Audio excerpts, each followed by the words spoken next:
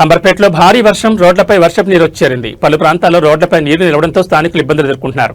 వాహనదారులు ప్రధానంగా చే నెంబర్ చౌరస్తా, శ్రీరమణ చౌరస్తా, అలీకెఫ్ చౌరస్తా తదితర ప్రాంతాల్లో ట్రాఫిక్ స్తంభించిపోయింది. రోడ్లన్నీ జలమయమై వాహనదారులు వర్షం తడుస్తూ ఇక్కట్లు ఎదుర్కొన్నారు.